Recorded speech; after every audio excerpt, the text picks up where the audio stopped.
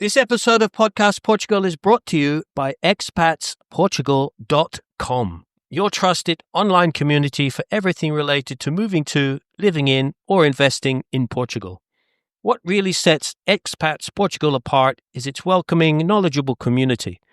Whether you're just starting to explore the idea of life in Portugal or you're already settling in, you'll find live webinars, expert Q&As, member discounts, a vibrant forum, and friendly in-person meetups happening across the country. And just for Podcast Portugal listeners, you can get 15% off membership by using the code PODCASTPortugal at checkout. That's Podcast Portugal, all one word and in caps.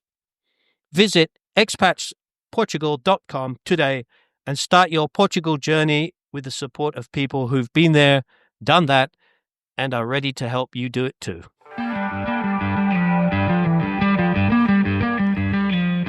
This is Justin West from Podcast Portugal. Welcome to all our audience and listeners. We have a real special one today. I'd like to welcome Nuno Mendes. He's been quoted as a legend, I've read here on Instagram, and he's a Lisbon chef with an international career. He's got, he's won many Michelin stars with various projects. And I'd like him to explain a little bit more about that and how he got into chefing, where he came from, and why he loves to cook, why he likes to sprinkle magic wherever he goes. Nuno, a big welcome to you. Hello, hi, Justin. Thank you so much for inviting me to the podcast. Very welcome. It's an honor to be here, and thank you for doing this. I think it's a really cool one, and showcases some interesting people in Portugal. And thank you for considering me part of that bunch, that lot. Thank you so much. So I've been, I was born and raised in Lisbon. Lisbon is my hometown. I was born in the Maternidade Alfredo da Costa, so it was like right central in 1973. And same age as me. I lived in Lisbon until, so I lived in Lisbon pretty much from there until 1992. And I had this traveling bug and this desire to go and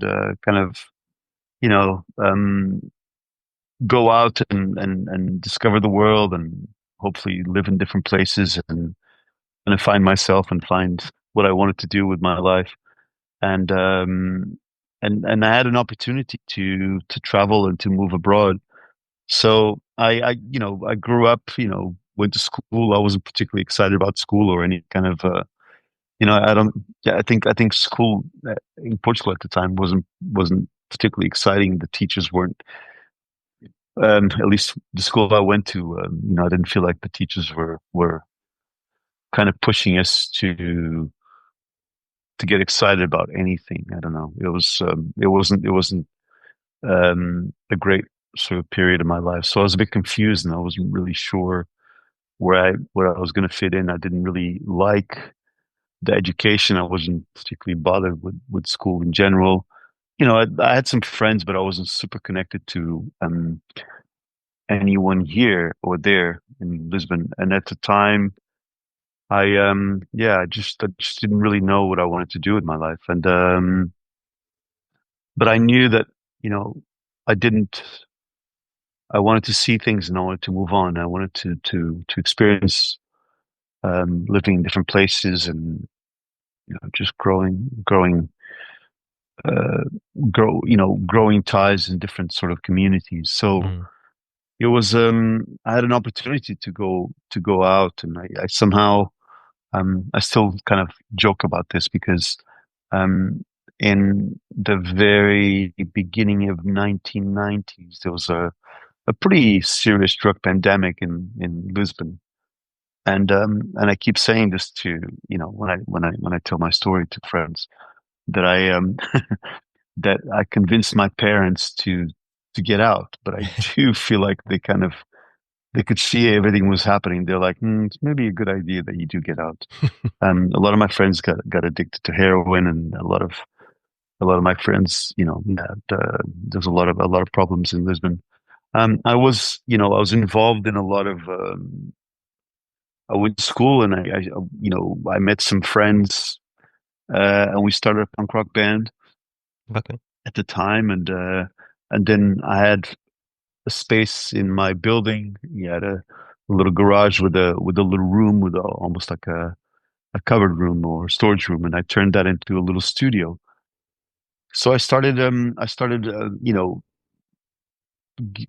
offering the space. I set up the space as a little studio. So I you know we used to rehearse there, and then I started setting up and bringing in other friends to rehearse there. And it was I don't know, like it was exciting because it was we're focused mostly on like small punk rock bands, and there was no one, there are very little spaces where bands could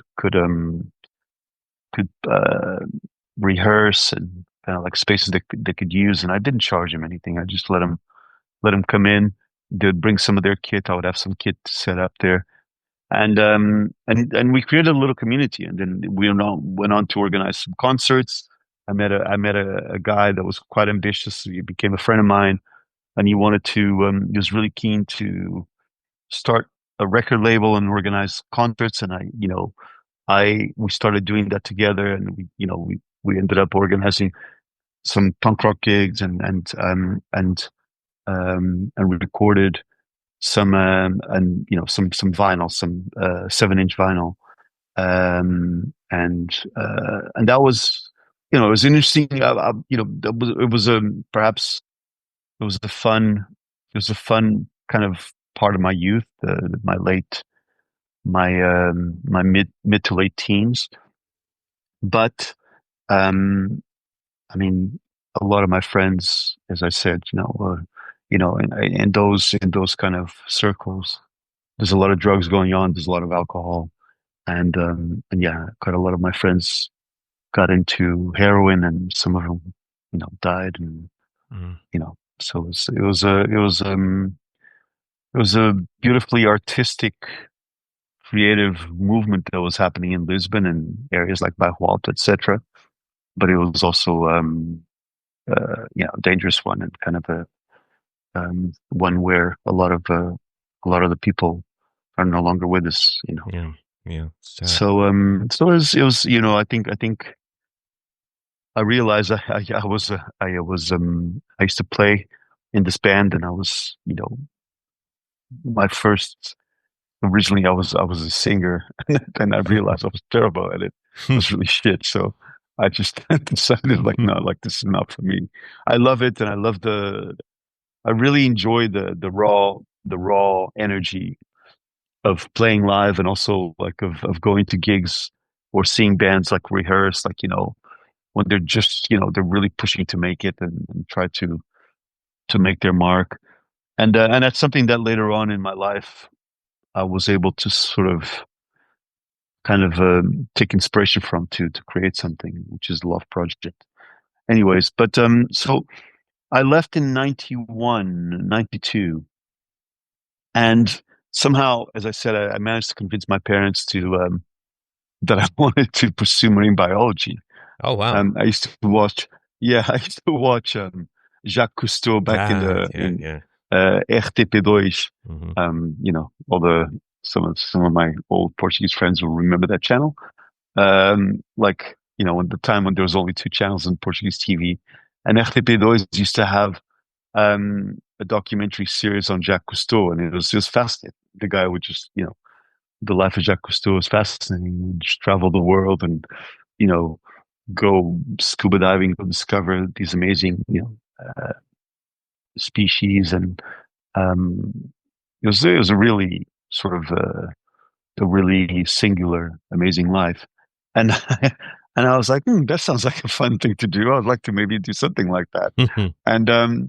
And at the time, there was no that I was aware of. There was no marine biology courses, and somehow, so I convinced my parents, oh, like, I want to study marine biology, and it's not available here, so maybe it would be nice to go.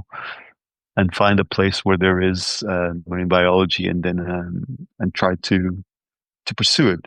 So I ended up moving to Miami in 1992, and it was a time, I had finished high school, and then I ended up having to take like the corresponding the equivalent in the US, and then I started going to college there. So I went to school, and I ended up going to school for 2 years. I took my associate's degree, and then um, I started taking classes, with topics related to marine biology, etc. And it was fun, but I could see that it wasn't. I realized then that it wasn't my calling, and I think the singular life of Jacques Cousteau was not one easy to attain. So, like, Mm. I think most marine biologists ended up, in working in labs or giving or teaching, etc. And you know, and I realized that wasn't for me. So I also at the time I was going out with the I met this um I met this well, basically it was my girlfriend, and she invited me. She basically gave me a cookbook for my birthday Hmm. 1 year, and I realized that it was a cookbook from a culinary school. There's a culinary school in San Francisco. So I had been, pretty much my youth, like, my father was really into food, was really fascinated with food, and my grandmother, was an amazing cook, and I remember I grew up basically in their kitchens, mainly in my grandmother's kitchen, or um, my father sometimes would cook at home, but he'd take me out to restaurants and to see cuisines of different parts of the world. I mean, I had like the Nice. first, but I ate like raw squid at the age of 6, and Hmm. I had like I used to eat Goan food on a regular basis, and Hmm. you know I was quite familiar with a lot of the more you know original, like traditional Chinese restaurants that we had in Lisbon at the time, different types of cuisine. So I think he was fascinated by food, and he kind of he took me on this journey to discover a lot of different restaurants, and we did get a chance to travel a little bit. And I think he basically I developed a huge passion for food through him, and so I never really considered it as a career path back in the day, because in Portugal at the moment, when I was growing up, it wasn't necessarily a career option, or at least, like, I wasn't aware of it then. So when I was living in the US, I then realized that this could be a career path, and I ended up going to see a campus in that was of a school that was starting in Miami. It was called Johnson and Wales, and they have a couple of campuses around the East Coast. And when I went to see it, the newly opened campus in Miami, I was quite impressed with the curriculum, the facilities, and and and I was quite intrigued by it, and I was quite fascinated by um, you know what I could see, like, when I went to see it, I could see the chefs were really kind of engaged. The young chefs were really kind of really hands on. There's a lot of interesting stuff going on, a lot of testing, a lot of test kitchens, some classrooms, but, like, there's quite interactive, and it was quite, and I think the teachers that were there were quite passionate about what they're doing. So I think they're passing that knowledge and that passion to their students. So when I um when I came out of that little that tour, I I thought, well, this is actually this could be a really interesting um thing. It could be a really amazing career path. So I just I started looking further, and I realized that at the time I didn't want to stay in Miami anymore. I think I I think I I was told about to myself say from I gotta Lisbon get to Miami, it's like from the from the saucepan into the fire, as we say in English, uh, or the I frying pan into the think fire. Jesus, it was I mean the early 90s in Miami there I somehow I lived in in Miami Beach, like I had this apartment and I lived like pretty close to the water and Nice. very close to well in the south, there's not South Beach, but like I lived right by South Beach and the little hub that was starting there and and yeah and all the interesting people that were ending up there, which was a fascinating artistic community. I mean, like you see like people from all over the world just somehow ended up in that part of the world, and they kind of and yeah, it was pretty crazy. I mean, it was pretty wild. I mean, I told myself I got to get out of here, like otherwise I might just not make it out. Mm. So I think trouble was following me, or else maybe I was following it, and so yeah, so fascinating place, really interesting, and it springboarded me um, to San Francisco, where I ended up going to school. But um, I had made an agreement with my father at the time that I would return to Portugal and help him. Um, Basically, we had this like dairy farm that's been in our family. And it was kind of not necessarily derelict, but it was not um, being used very much. And he basically had retired and decided to kind of go back to work. And he asked me to join him to help him set up the this dairy farm to get it Hmm. up and running. Where was it? And it was in the north of the Alentejo, almost Ribatejo. Ah, So the nice. farm is in Mora. Yeah, yeah, I know. Um, yeah. Beautiful. So yeah, it's a really, really beautiful part of the world. Was your father's And family originally from there, from that area, or? well, my so a lot of my family, so my father's side are from Coço, Mora, and so when we had a lot of relatives in Vila Franca de Xira, so Okay. um, the north of the Alentejo. Yeah, I think my grandparents were from that area as well, from my father's side. And so I spent a lot of time in my youth in the area. And I used to go to the farm a lot. We had a little house in Corso as well. And I used to spend a lot of time in Corso and I loved the area. And we had cows and little piggies. We had a proper like, working farm. Um it was, I think at the time when I was growing up, we had a couple of, maybe like I don't know, 20 heads of cattle or something like that, 20 cows, and then but it was almost self-sufficient. I mean, like we used to produce, we used to plant corn and different types of, and we had enough hay. We'd produce hay as well, and use that to feed the animals, and we'd send them out to pasture, and then we obviously would milk the animals all the time, and we then expanded that production to about 80 to 90 heads of cattle. Wow. So it became a much bigger production. I think we used to produce, um, I don't know,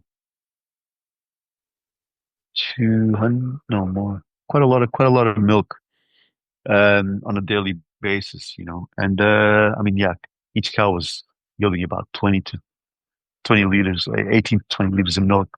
We used to do it twice a day. So Hmm. you can imagine there's It's a lot of work. a reasonably sizable production. Mm. So, it was, he asked me to do this, and he said to me, "Look, I'll let you go to San Francisco, but you have to come before you go. I'd like you to come and help me set this up."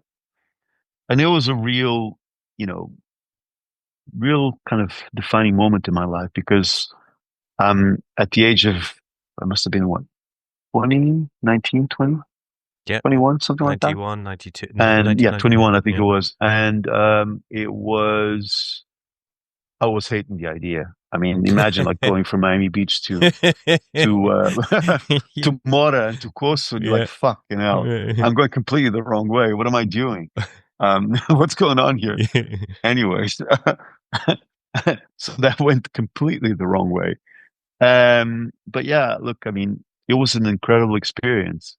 Um, I, it was tough. I mean, the Ordania started at 4 a.m. and then we do another one at 4 p.m. So twice a day with a 12-hour interval.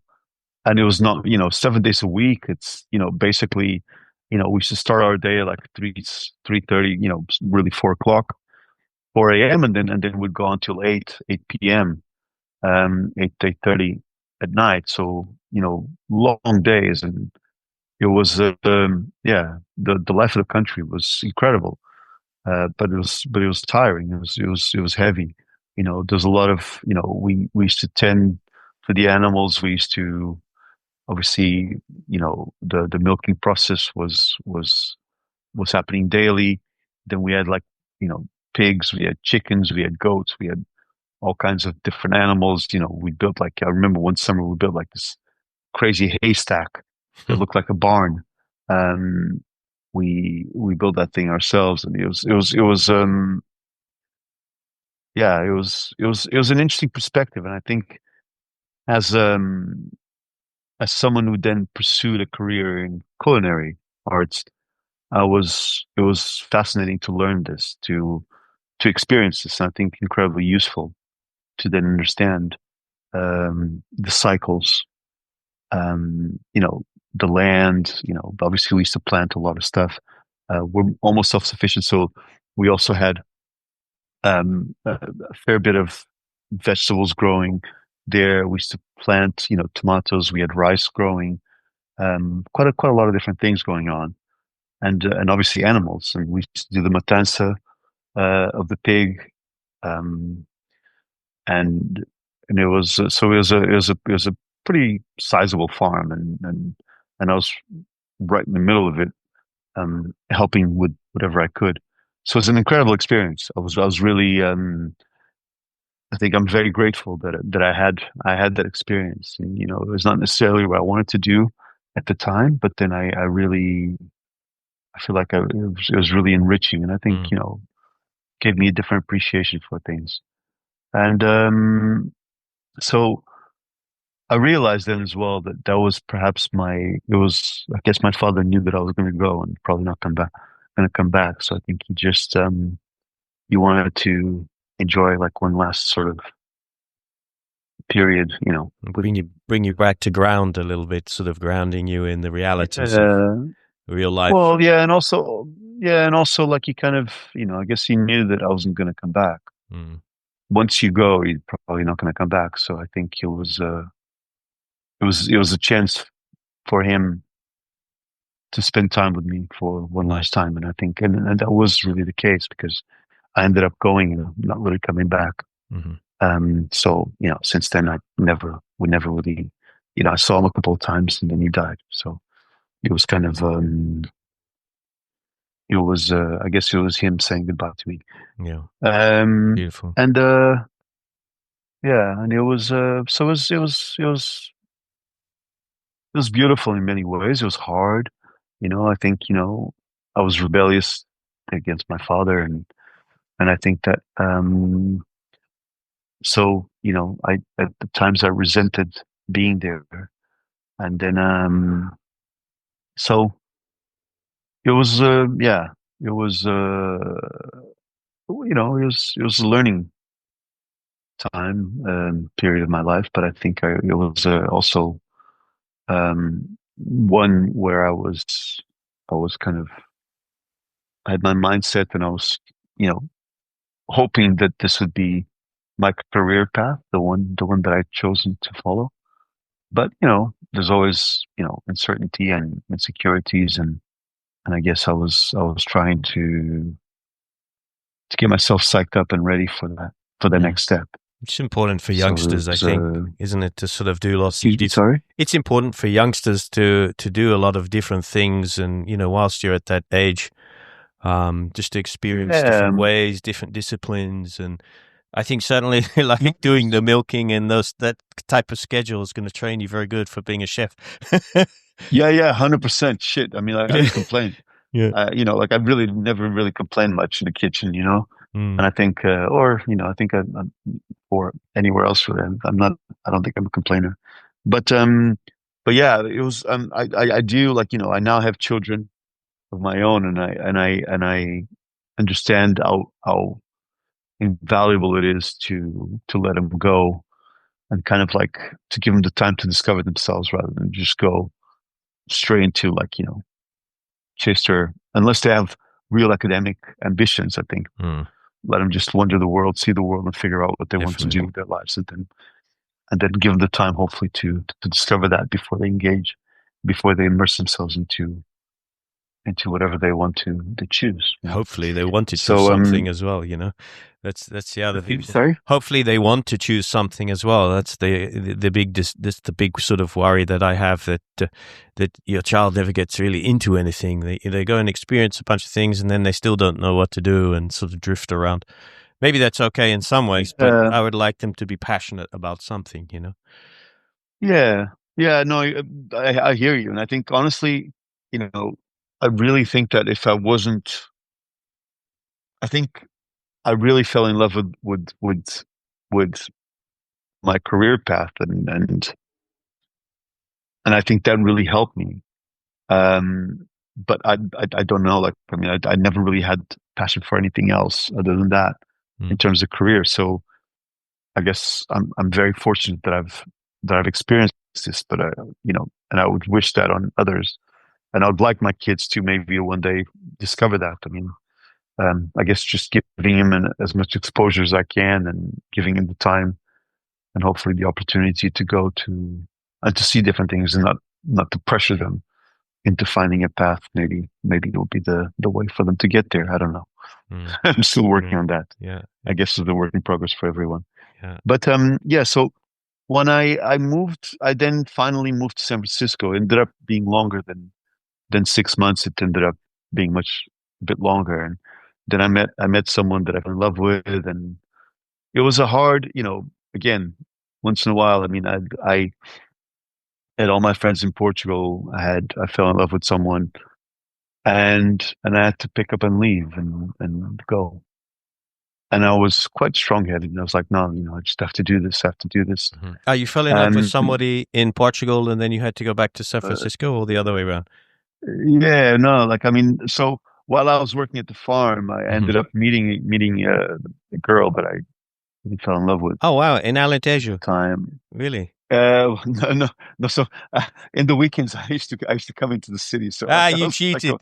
we're, Yeah, we're like wild boys. We're coming from yeah, yeah, yeah. civilization. Wow, I like imagine. fucking hell. Yeah, Yeah, yeah, I just go crazy. I mean, a lot of my friends, like they had punk rock band, like they had bands, and yeah.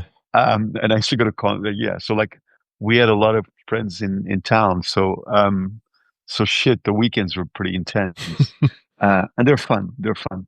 So yeah. So I packed up and left, and I went into San Francisco, and again, it was hard, like it was a city that was an amazing city, but it was a completely different reality. I feel like, 9 hour time difference. I mean, pretty much across the world. And I remember I felt this, I was quite anxious about the start of school. I arrived there, I kind of settled in, and then, yeah, interesting story. Like I moved with these friends, and then, um, they were like Lower Pacific Heights, and there's a lot of council estate projects, like there's a lot of projects around there. So there's a lot of kids, smoking crack and selling crack and things like that, and in the neighborhood I was living in. So it was, a couple of shootings and things like that, and it was pretty bit rough. And I remember just before I started school. I was renting a room in one of the flats, and basically one of the kids from the corner just came in, when I was not there, and basically robbed me, took everything, well, pretty much most of my belongings and a little bit of money that I'd saved up. And and yeah, and I called my dad and said, fuck, I've been robbed, can you help me? And then he said, look, this is just before I started school. And he said to me, yeah, I can help you. I can buy you a ticket and you can come home. And I was like, that's not going to work. So I stayed and I started school and I managed. I fucking found my ways and pulled it off. And I remember like I was really anxious about the start of school. And when I started school, I remember the day before, I had just like, the butterflies in my stomach and kind of, wondering if this is, what's going to be like. I went to pick up my knife kit and my uniforms and all that shit. Like I had to get ready. And and yeah, on the first day of school, it was like, fuck, I think I found myself. I think I found my calling. Nice. And I remember like, I mean, I had it was a huge sense of relief because I just felt like I found the place where I felt like I belonged. And yeah, and I think it's crazy because now we're like, what, 20, 30 years now since then, maybe 30. I started cooking I opened my first restaurant 20 years ago, almost 20 years ago now. So I think about 30 years. Um, and yeah, 30 years ago, really. Wow. And man, I'm still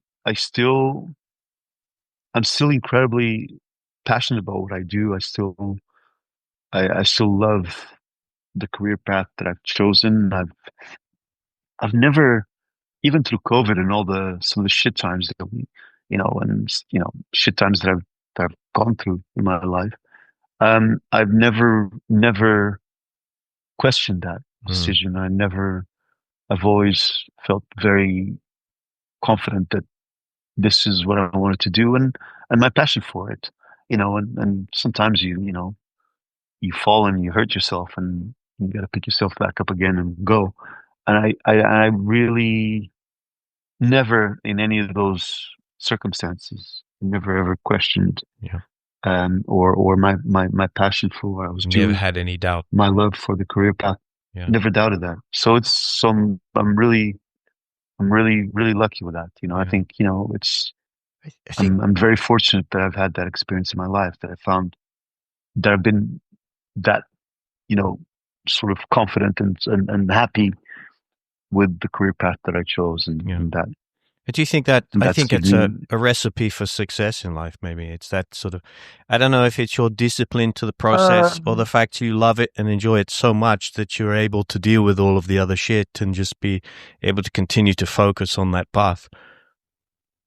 yeah, I think it's a bit of both, right? Because I mean it's I think it's a lot of that, right? Like I mean I think it's just like you love it and you don't question what you may question what you're doing at the time and like or the people you're doing it with or the circumstances you're in, but you know that this is ultimately that you can change that or you have to sometimes it's a painful process but you have to make those moves to keep going. But I think it's like this inner confidence that this is what I love to do, this is what I want to do. And also like I mean I guess for me is that I don't know, like, it never really felt like work. Yeah.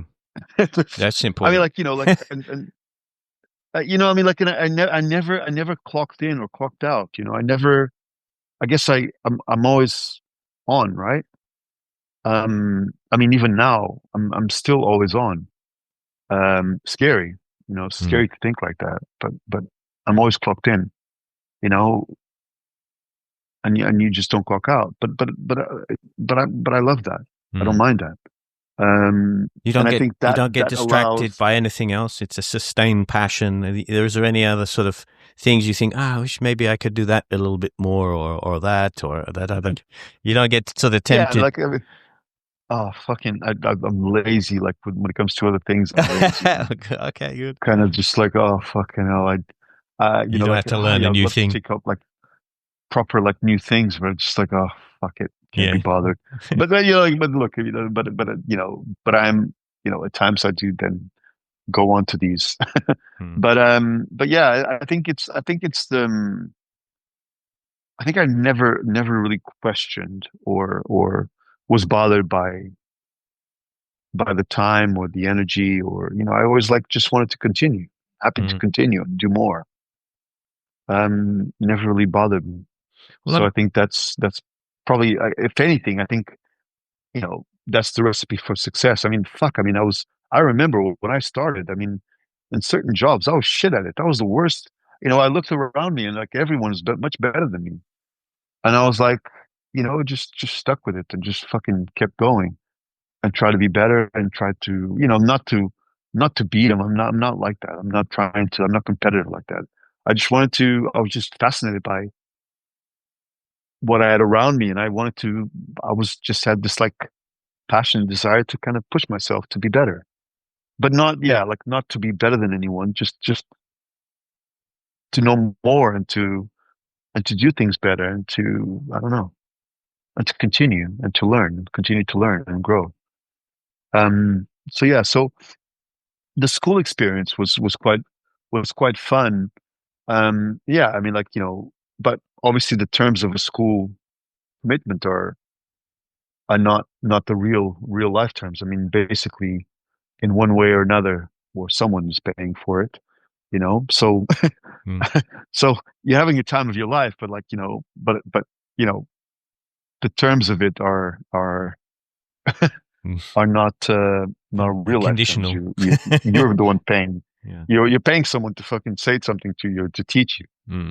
And I always thought like, man, what's going to happen when I go out there? And basically, someone's going to have to pay me. Like they're going to have to decide if I'm worth paying for, Yeah. to work. And I think I was very fortunate because I ended up working straight after school. I looked at different options and went to see different restaurants and different places in San Francisco, and I found a place you know where I felt like shit. Like this is an amazing place, an amazing opportunity. I'm going to start from the bottom, but basically there was enough stuff going on. I mean, like, it was a place where, you know, you'd get like whole fish coming through. You'd get like, carcasses of meat. Like we produced all the breads with bagels, like chocolate chip cookies, like freaking Oreo cookies. We made all the charcuterie, like a lot of butchery, like, a lot of cured meats, so, sausages, all kinds of stuff. We made pastas in house every day. I used to make, I worked at that section, so I used to make, like 5 different pastas every day, Nice. fresh pastas every day. We'd like made like things like, like Peking duck. We used to make pot stickers. I mean, it was crazy. This episode of Podcast Portugal is brought to you by Algarve Care Services, offering professional, reliable English-speaking home care and lifestyle support across the Algarve, and now expanding into Coimbra, Lisbon, Cascais, Sintra, and Porto over the next few months. Whether you're retiring here, supporting an aging parent, or simply seeking someone you can trust with day-to-day life, Algarve Care Services brings compassion, local knowledge, and real peace of mind to families from all over the world. Now, this is a type of service that's really close to my heart. My father died this last year, fairly recently, and he was suffering for over 25 years with Parkinson's disease. It was a real concern before he died for my family members because my father was an ex-England rugby player. He was 6'4".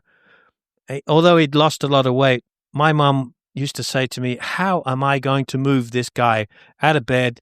Because he no longer could walk. In the UK, it would have taken 4 care providers to help him just to go for the bathroom every day. So, we'll be speaking with Kelly Dugmore from Algarve Care Services and founder. She is also the CEO in an upcoming episode to learn more about her story and her mission to make care in Portugal more dementia-friendly and accessible to those with mobility issues. Visit algarvecare.com via the link in the show notes to see how they can support your life here in Portugal. Yeah, we've just recently cleaned. So, Go on, carry on. Sorry, I was just about to say we've recently cleaned out on our farm here in Alentejo. We've cleaned out our pizza oven, and I've cooked some meat in there. I think I used fig wood, figuera, and it sort of wow, made yum. the meat smell a little bit strange actually. But yeah, it's experimentation. I'm trying to learn a little bit how to cook in one of those. It's one of the traditional ovens, that I guess that you cook pig and or Yeah, for fish sure. or whatever or bake.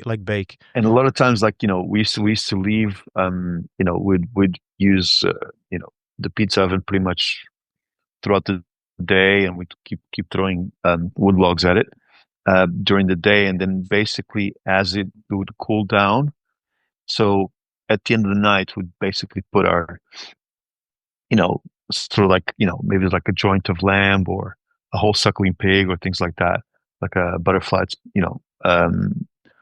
suckling pig or something like that, and we'll just leave Slow it there roast. overnight, as Ah, it's okay. dying.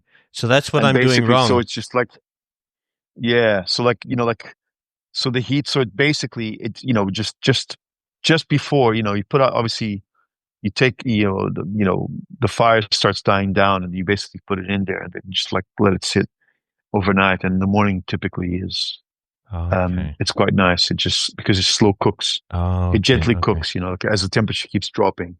All right. Um, I'm doing it completely wrong. I'm putting the meat in there when the fire is still in flames rather than to white coals or the white yeah, like, I mean, you charcoals. want to keep the heat, Okay. lower heat, like, and then you can always, if you need to, you can always just turn the fire back on and just finish it off, if you want to, like, get crackling or something like that Okay. back in there at the end. But it's nice to just slowly, as the fire dies down and as the temperature keeps dropping, you slowly cook it.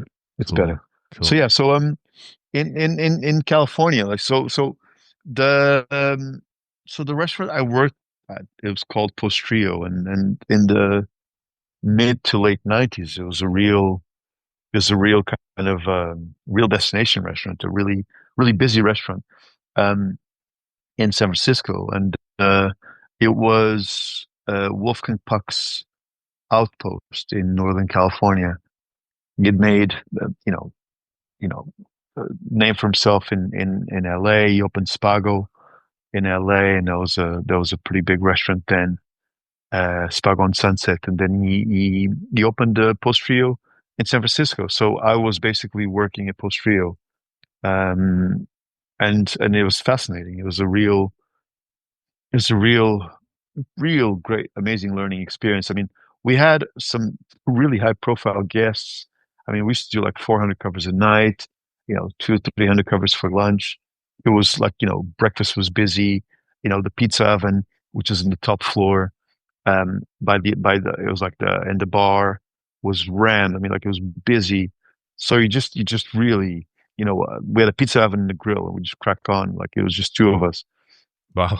and I learned so much, and it was like, crazy. I mean, like, we had, I mean, all kinds of people coming through. I mean, like, we had um one time Bill Clinton was the president at the time, Mm-hmm. came to San Francisco, and he came for lunch there. So him and his whole entourage came in to for lunch at Postrio when he was in Northern California. So it was like, yeah, I don't know, like, I mean, it was 90 or 100 people with him, plus some people there at the restaurant, Secret Service. I mean, like, those helicopters overhead, those police cars. It was an absolute mess. But I had, like, and I don't know where this picture is, but I have a picture shaking hands with Bill Clinton. Oh, you must try So dig that out. That's got to be the cover art for the I think podcast I gave it to my episode. grandmother. Yeah. I was like, well, I gave it to my grandmother, and then Did she know who and she Bill kept it, Clinton and was? and she passed. Yeah, like, no, she knew who he was. Like, Yeah. I mean, it's the kind of thing that you give to your, like, your relatives. You don't Yeah. Yeah. necessarily, you don't really keep it. And oh yeah, like, that bailed me out of yeah. Anyways, so I'll fast forward to so Do you remember what I did had you this cook him? the Sorry. White House. It was like a White House. It was a White House picture.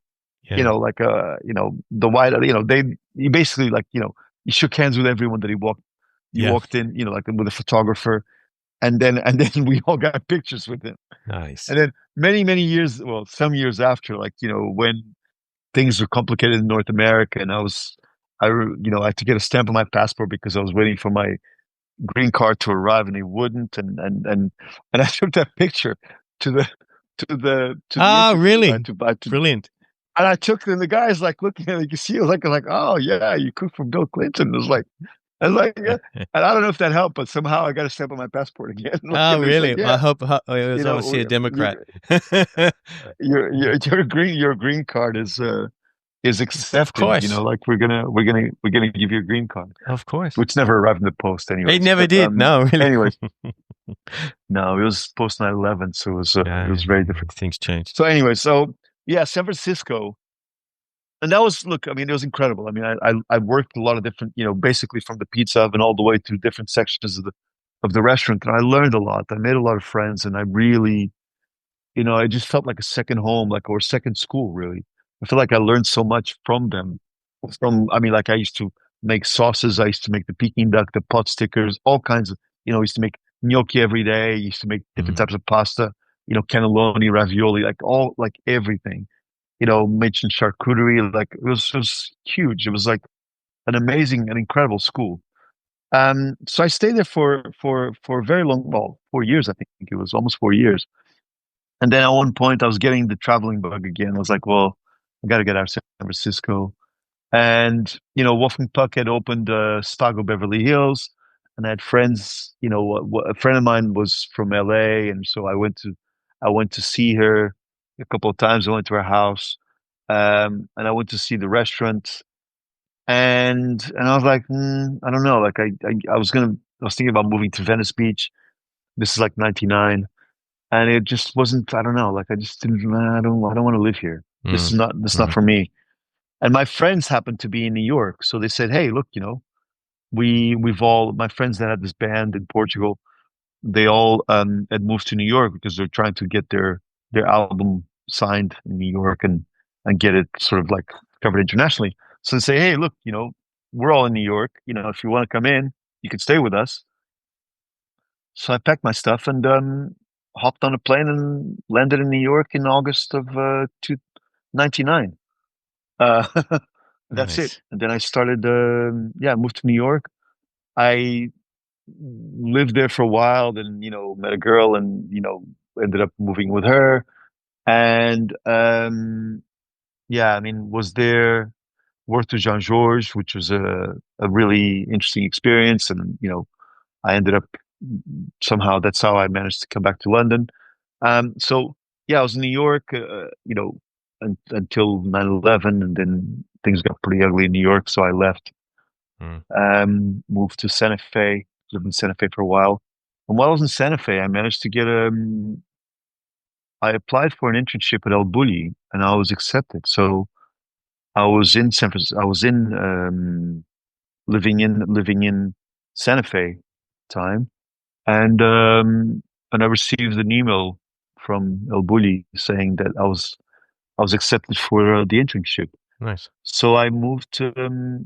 I packed my stuff, drove across country, um, dropped off my then girlfriend in New York, and came to Portugal, and then moved to Spain, and Yeah. ended up spending some time there. And that was a real kind of Right, amazing the experience. Santa Fe in Spain, not Santa Fe in the US. No, I'm sorry, Santa Fe, New Mexico, and I need to Ah, speak about that a little bit because that was a real kind of, again, another crazy experience. I mean, I moved to Santa Fe in October 2001, and that was a time when, I mean, it was just after 9/11. mm. New York was in shambles. I mean, it was horrible. Living New York was, I lived in the city, and it was really, yeah, I mean, it was a terrible time to be in the city. It was horrible. You don't have the What was beard going on? that you have now, right? Excuse me. You don't have the beard. It was. it was a little long. It was a little Yeah, not as long as, but I had like dreadlocks at one point and things yeah, like that. yeah, yeah. So yeah, I mean, like but it was yeah, it was a hard time. Mm. I saw that it was a real change because New York. I remember before when I moved in, especially in 1990, 2000. I don't know, like I lived in Lower Manhattan for most of the time, and it was fun. It still felt like independent, and there was a real kind of nice energy about it. And then, yeah, fuck, I Yeah, mean, all that shit's gone. completely crazy. I still don't Yeah, believe it. Like I still look at it and just in shock. You still see the yeah, images every it now and was. again. There's a real change. I mean, like I used to live. I lived on Washington Street, so in the West Village. So I mean, I had the towers like basically in front of me, like and those are always like kind of like navigational points, Yeah, when you're in the city to know your bearings. And yeah, I mean, like the towers are like reasonably close to my house. And yeah, so the fucking thing is just like yeah, crazy. crazy. Yeah. So I left New York and moved to Santa Fe, and it was a hard time because I mean, in October of 2001, there was no jobs. There was like, the country was like mourning from what was going on, like, people getting up ready for war and all kinds of shit going on. So it was a real difficult time to be in North America. And and I basically ended up finding a job, and I worked in this crazy place, Oasis Cafe, and it was a bit of yeah, strange place. That was the only place that would give me a job. And I was a chef, the kitchen porter, the dishwasher, Mm, sorry, same thing. The restaurant man, like basically it was a one man band. yeah. So I worked there for a while, and then I managed to get into a place called the Coyote Cafe. It was owned by a very well-known chef at the time, Mark Miller, who's still a friend. And he was one of the pioneering chefs to come into the southwest of North America and start speaking about Native American cuisine and Native American Okay. ingredients and the food of the Southwest, as a region, and recipes, ingredients, etc. And it was an amazing place to work. I ended up learning a lot, and I ended up also being introduced to a lot of Mexican cooking, a lot of Mexican ingredients because they had a team. They used to come to operate the Cantina, which is their rooftop bar that was open for 6 months a year, and it was all Mexican cooking. So like I learned so much about Mexican cuisine, Nice. about Mexican cooking. They're all from Puebla. They used to come in, and this guy Daniel, the saucier, he was just fucking. He was an amazing. He became an amazing friend, an incredible teacher, and someone I learned so much from, like techniques of how to make different sauces, like the moles, the the the PPN sauces, all the recados, like all the making tamales, making pozole, making all. I mean, it's just so much. Mm. It's Um, such a you vast know, cuisine, isn't it? Mexican food is excuse me, crazy. sorry. Mexican food is such a vast cuisine. I mean, It's it's I think one of my it's so favorites alongside Indian. yeah.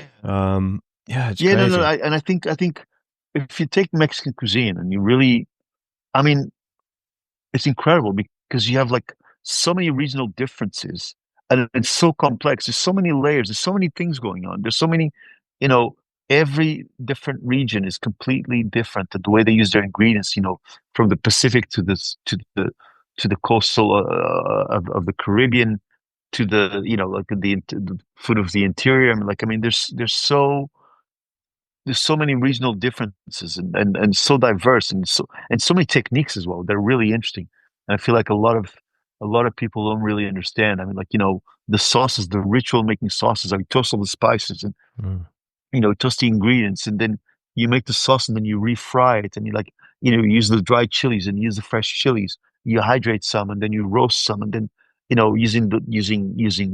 using charcoal to grill some of the ingredients. I mean, like the way the layers are built in some of the sauces, and then how you you wait for 1 day or 2 days, and then you refry the sauce, and you keep Mm. adding the madre of the sauce to the base for the next one, so it gets richer and denser. Like it's incredible. I mean, it's a fascinating cuisine, and I feel like I What do you I think? managed to learn a Sorry to lot. You interrupt, know, but where in is that. No, no, no. where do you Please, yeah, think please, yeah. the roots of Mexico? Because is there some Spanish influence there, and or some more that sort of native Inca or Maya? I don't know who the native peoples were of Yeah, that I think Mexican more region. Native American, Really? 100%. Wow. So I mean, like, it's there's a Spanish presence, but I think a lot of it, like the most fascinating part of it is like really the Native American side, great. which is, and that's really, I mean, like the layers and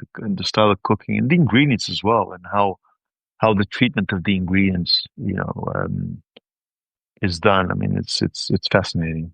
So, that was a real, again, and to arrive at a place like El Bulli and with that kind of with that baggage was really nice. El Bulli was at the time was just 3 stars, and had been rated by some publications as the best restaurant in the world, and it was fascinating. You come in and I mean, to experience what Ferran and Albert and the team there created was incredible. It was incredibly inspiring. I mean, I was just a stagiaire, so I was just another like gun for hot, like no gun for hot, like like a carne pacanhão, as you say in Portuguese. Like I mean, I was just I was just there to help out, and Hmm. as a stagiaire, as you would. Is But that like but I got a sous but you get chef? exposed. Excuse me, sorry. Is that like a sous chef, like sort of No, no, no, no, chopping no. and Like no, no? it's like this. It's like no, like the helper. Like you Okay, basically chopping you're and there to just facilitate. Yeah, like to do whatever. the uh, like the hard, a lot of the jobs that. So they had a really small core team that were quite specialized, and then they needed a lot of hands, like a lot of young chefs or aspiring chefs, or in my case I wasn't so young anymore, but to come in, and they come in for internships, and they help out with productions and to do things. So interesting. I mean, I think I saved up a bit of money to do that, and then basically I ran out of cash very quickly because it was not cheap to live there, and obviously you're there working for free, and that could only last for so long. Mm. It didn't last as long as I would have as I was planning originally, and I just had to get on with my life, so I had to move on. But it was still incredible. It was an incredible experience. I think that it shaped me in some ways and inspired me in some ways. But then I guess, in the same way as like maybe my experiences in New Mexico or my experiences at Post Rio in California, but then in 2004 when I saved up some money, was back in New York, and ended up going traveling for a while and traveled through Asia, and you know cooked a little bit there, and also like went to different countries, and really took notice of the cooking, and try to make an effort to learn a lot about the cooking styles and the cultural um the cultural impact, or like how food and culture are connected. Um and that was a huge learning experience. So I mean, I kept doing these things, and I kept basically kind of going around. I think I wasn't ready to settle until I moved to London, which is in 2005. So it's 20 years now. 20 years this year that I moved to Yeah. London. And that's when I fell in love with London. I was living in New York, and I came to London for Christmas, and I lived in East London. I stayed with my friend who was living across in was living, sorry, close to where I still live now, in East London. And I really fell in love with the area. And it reminded me of like the Lower East Side in Manhattan back in the day, or the Mission District in San Francisco. And it was a cool area. It was like, it was there was quite a lot of artists living here.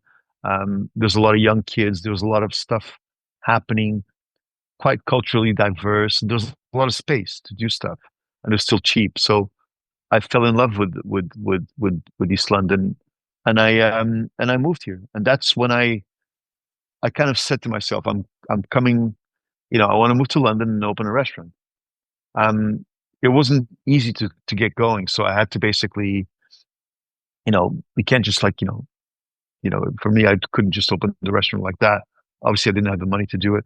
So I ended up actually working with Jean-Georges, who happened to be opening a restaurant at the time when I arrived. And when he saw my CV and he realized that I'd worked with him in New York, he gave me a job.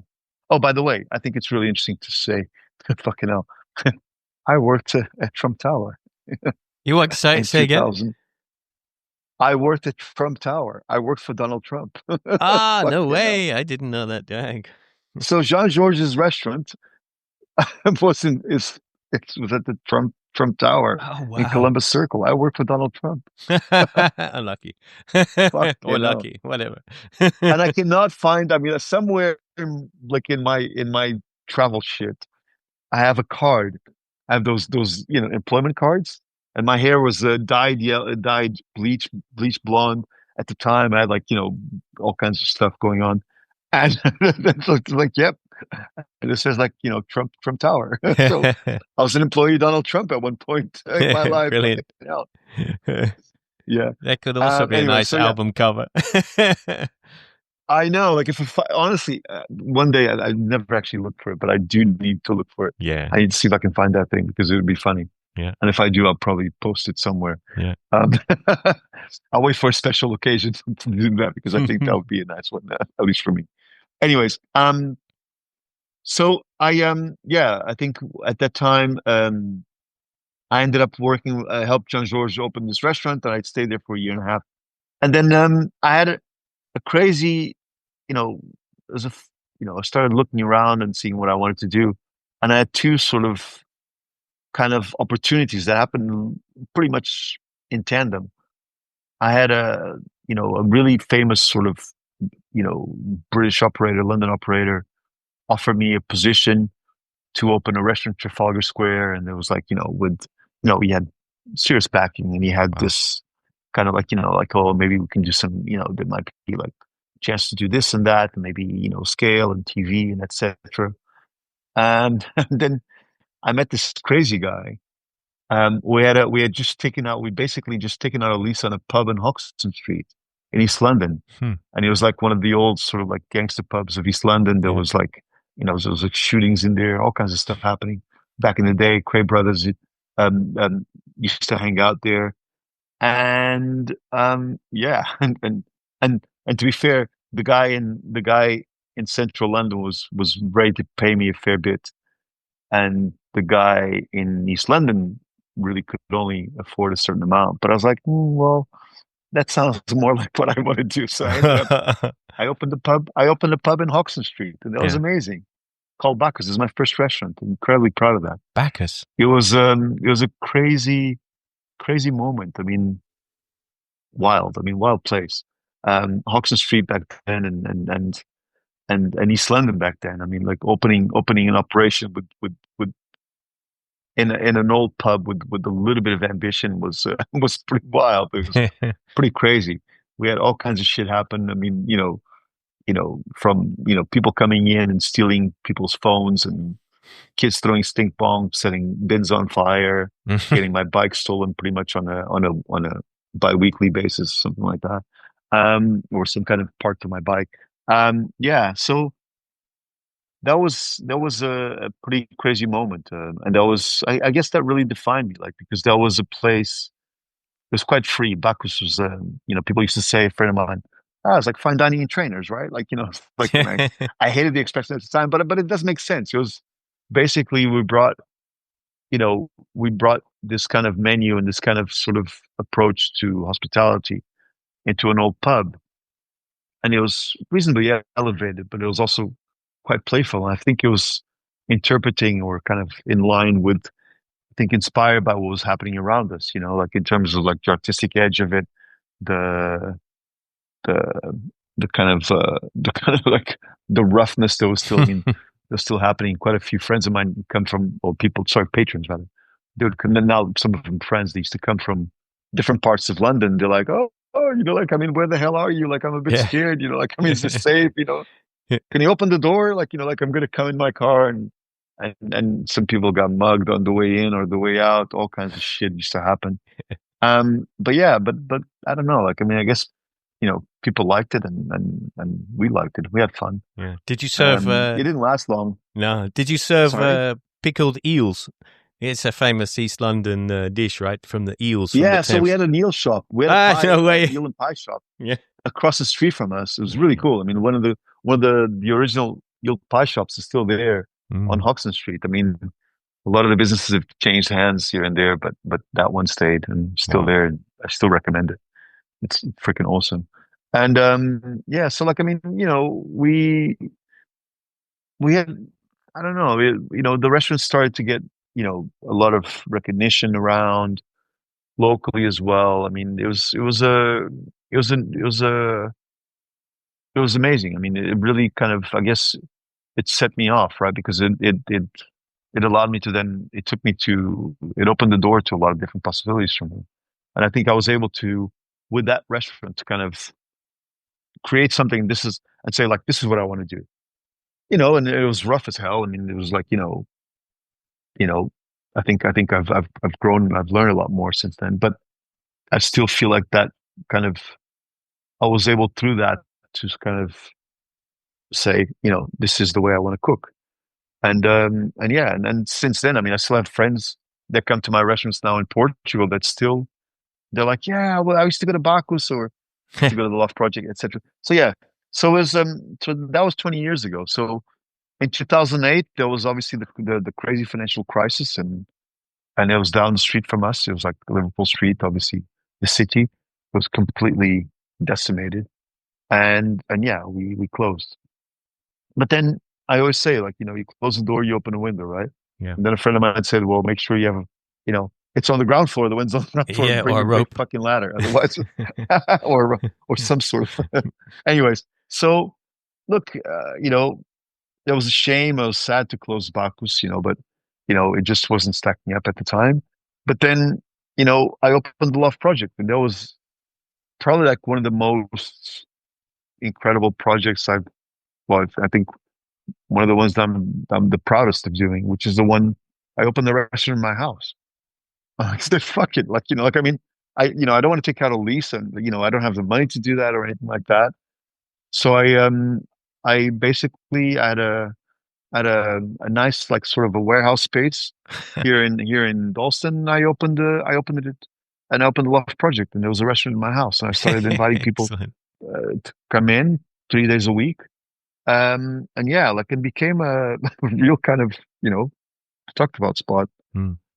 Which then became a chef's gallery, and then I had chefs from all over the world, friends cooked there, you Nice. know, a lot of them with multiple Michelin stars, and, I mean, really some of the, some of the most well-known chefs around the world have cooked there. Um, and that was fun. So yeah, I mean, I did that. I opened Viajante, which is another, for me, like a really sort of important place because it was kind of an evolution of Bacchus, but it was already with a Portuguese name, and I think it was kind of an interesting gastronomic experience at the time. We're doing tasting menus. It was quite current, or perhaps it was it was a place that a lot of people talked about back then. I think we were like awarded Michelin star when we first opened. Soon after we opened, we got into those top 150 best restaurant lists, etc., Mm. and we started getting, recognition from Nice. Viajant around was in London, or was it back? in Bethnal Green, Okay, nice. Bethnal Green, and yeah, and that was a real, yeah. I mean, it was a pretty amazing project. It was I think I had incredible people to work with. I started getting a lot of, I don't know, like a lot of people kind of believed in the project, so they came in, they joined us, and we had yeah, it was a real I think we became a real force, and I think it Mm. was a fun place to work. Um, And it was despite sort of the fine dining sort of edge to it. We always had the corner room, which was a kind of neighborhood accessible place, which is across the hall. And that was, it allowed for a lot of my friends, a lot of people in the neighborhood to still come and have a, at the time, like, it was like £19 for 2 courses or 3 courses, something like that. Hmm. So it's quite affordable, still managed to be, fitting with the neighborhood. We had two offers, one of them slightly more refined but then the other one was like a lot, quite accessible, but drawing from the same kind of inspiration and same techniques, etc. Nice, Um, nice. and yeah, and that was, I guess, those projects probably define me. They're the ones that kind of define me the most in the at the start of my career. It was more kind of experimental, etc. And then I had kids, and all life changed dramatically, and things became more hectic, and I couldn't just, you know, I couldn't just survive on you know on what I was earning, Mm. and I wanted to, and I had ambitions to do more. So I ended up being invited to start the Chiltern Firehouse. That was in central London, and that was a kind of like a real kind of big project. It was Andre Balaz was the operator. Hmm. He came in and he kind of, I think, in his restaurant in that project, it really became a real kind of world class sort of destination that people recognize. It was a restaurant that was fully booked all the time. It was mental. I mean, there's a paparazzi outside. There's all Mm. kinds of stuff happening. Pretty crazy. So yeah, so that was a kind of a turn in my career, because I went from doing something quite niche and quite sort of, we're doing like 30 to 40 covers into the Firehouse. I was doing 250 covers a night and 250 covers for lunch. And there was all kinds of stuff happening, and there was a lot of celebrities coming through, etc. Um, but it was an amazing project, and it was also like, and we pushed it, and I think we introduced a lot of that public and to different style of cuisine. And I think the cooking there was interesting and fun, complex. But it was also scaled up to a much greater volume. And that's and I think as a result of that turn, and kind of losing the Portuguese viajante, having to close viajante, having to make a choice between the two, Mm. which is a difficult one at the time. I didn't want to. I felt like I was losing my direction. I was losing where I was trying to go to, and that's how I opened Taberna, which then Lisboeta, and then I created a book about Portugal. Wrote Nice. the book Lisboeta. Hmm. So I think that basically I didn't want to lose my Portuguese, my passion for Portugal. I wanted to celebrate that, and I wanted to introduce the London public and friends, my patrons, the guests in my restaurants to that kind of cuisine. So I opened a Portuguese restaurant Nice. in East London. I opened in Spitalfields Market called Taberna do Mercado, which is a place that I'm really incredibly proud of. And it was half pizzeria, half restaurant. So, we can pick up, tins of fish and wine and different stuff to take home. But he was also operating as a restaurant. And we had amazing pastries in the morning. We had custard tarts, we had bolas, we had all kinds of different Nice. uh, queijadas. Like, we made a lot of fun pastelaria uh, there. Then we had bifanas as well for lunch, and pregos and stuff like that. So Perfect. I felt like it was a real kind of, in our own way, like a real sort of Portuguese celebration of Portugal and Portuguese flavors, but in a current format, in a current location. And yeah, and that was perhaps is again a project that didn't last long because of Brexit, but it was a project that also, I guess, defined me. And also, out of that project, that's where a lot of the chefs that worked there, that now, they're now in Portugal, running interesting projects like Antonio Galopito, who's the head chef who's obviously he's got a project called Prado, Bruno Caseiro did Cavalariça, um, and many more that have basically then, when Brexit happened, left and went back to Portugal and started doing things there. So Mm. that was a real. I'm really proud of that. At the time when we opened the taberna, like we used to buy everything from Portugal.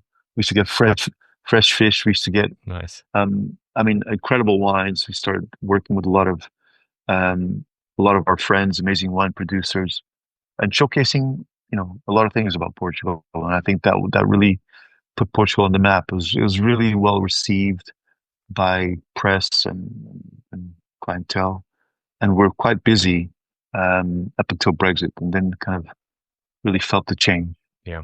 And yeah, like I mean, through that and the Lisboeta cookbook, this is how I finally fulfilled my dream to come back to Lisbon. Beautiful. And since then, I was able to, you know, return to Lisbon and start doing things in Lisbon and things in Portugal. So I'd first helped by Hot Hotel with the launch of with the relaunch of the project. That was pre-COVID, and then after COVID things got complicated. But then I've now returned to Lisbon. I've now opened Santa Joana in Lisbon, Beautiful. which is an amazing project. We've opened it last year. Santa Joana. Did you say? Uh, Santa Joana in Lisbon, Yeah. Yeah. and I have another project in Porto, which is another magical city, um, which is called Cozinha das Flores. And then the project is, the hotel is called the Largo, and that's been another real, a real incredible journey and Nice. a really, really incredible project. Brilliant. So I'm now, splitting my time between Lisbon, Porto, and London.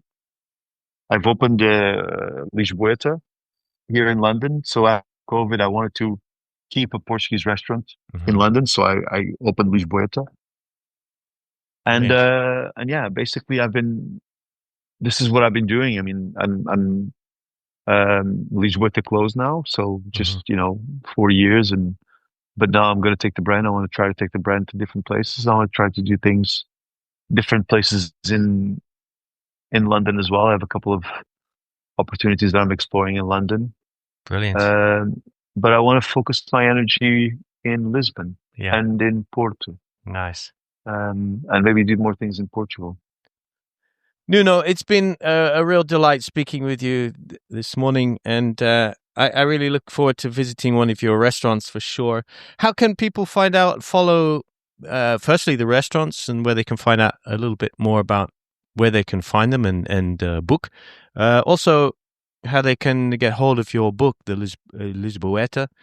I think they could probably follow you on Instagram. On there, you have a few tags of the restaurants. I think that might be a good way. Do you get it? Yes. So yeah. So my current restaurants are Santa Joana in Lisbon, Mm-hmm. and I think if you Google search that, if anyone can Google search that or go onto Instagram, they'll see Yeah, I'll that put a link. project Santa Joana. I'll find it and I'll put a link in the show notes in the Yeah, bio, so people can literally click on it and directly from the podcast notes. thank you. And then in Porto is Cozinha das Flores, Mm-hmm. um, or the Largo. I mean, so the hotel is the Largo, and Cozinha das Flores is the restaurant. Um, then my book was published by Bloomsbury, and it's Okay. called Lisboeta, and it's been it's still selling. I mean, well, actually, which Yeah. is nice. And yeah, and then any messages of ideas or anything like that in terms of like I don't have a website, and I'm kind of happy not to have a website. I don't really want to sell a lot of shit. Yeah. But so anyways, I think so, if someone wants to get a hold of me or contact me, I think Instagram, I'm sorry. No, that's Perhaps okay. Instagram is probably the easiest way. And then I can reply and speak, on, on email or phone, whatever. Check out the profile first before answering. That's what I normally have to do. Yeah. So exactly. Yeah, exactly. So There's some so yeah, crazy people out hopefully there. if anyone wants to reach out with some ideas or plans or invest, whatever. Actually, I don't even know what I'm saying. Yeah. Anyways, Yeah. Cool. that's they That's the can best find me way. Yeah, it and on tends my to be the way my these days. Instagram page.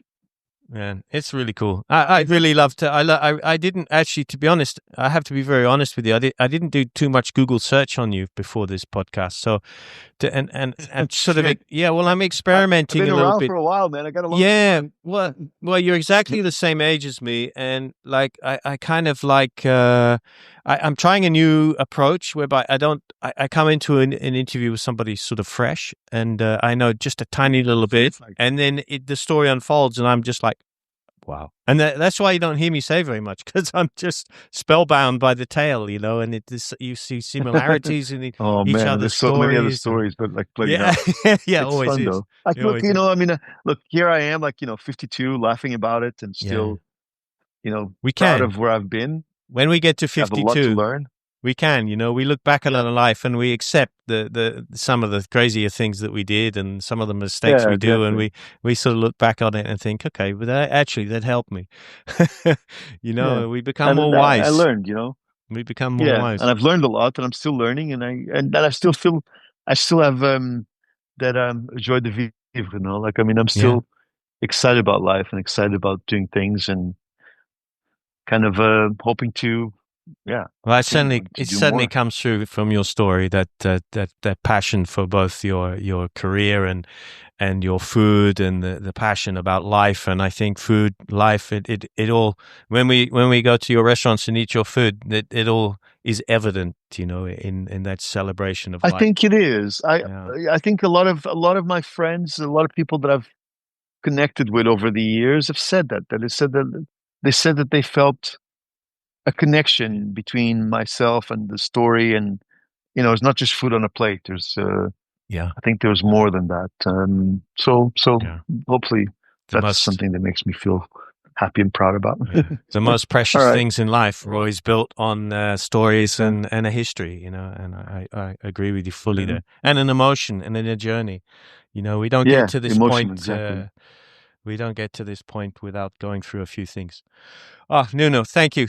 Great, inspirational. I'm going to go cook some lunch now. I'm going to go cook some lunch. So you give me lots of inspiration. I'll go in the garden and pick some bits and pieces and some coentros. And enjoy. Let's see how I come out. Thanks, Nuno. Have a lovely lunch. Thank you very much for everything. Okay. Thank you so much. Bye. Thanks, Nuno. This is Justin West from Podcast Portugal saying a big thank you to Nuno, and definitely go visit his restaurants. I'll leave all the links in the show notes and how you can contact Nuno, visit his restaurants and his book, The Lisboeta. That's actually something I'm going to definitely put on my wish list for Christmas. And thanks, audience. Did you know that Portuguese bank accounts can sometimes be frozen by the authorities? As someone who's traveled extensively and now runs a business here in Portugal, I value freedom, seamless usability, and bulletproof security. That's why I can't say enough good things about Revolut. With a Revolut account as your backup, you'll still be able to pay bills, receive payments, and keep everything running smoothly, even if you're not in the country. Revolut gives you multi-currency accounts, lets you spend in over 150 currencies at interbank rates, and provides advanced security features like instant card freeze, disposable virtual cards, and safe online shopping. And an app that's as intuitive as it gets. To help support Podcast Portugal, and if you're thinking about setting up a bank account as a backup, click the link in the show notes to sign up for a new Revolut account. It's a win-win situation. You get all the benefits of Revolut, and every time someone signs up, Revolut rewards Podcast Portugal with €40. Revolut, freedom in your pocket. Sign up today and show your support for Podcast Portugal. It's keeping me from my romance, that's the history.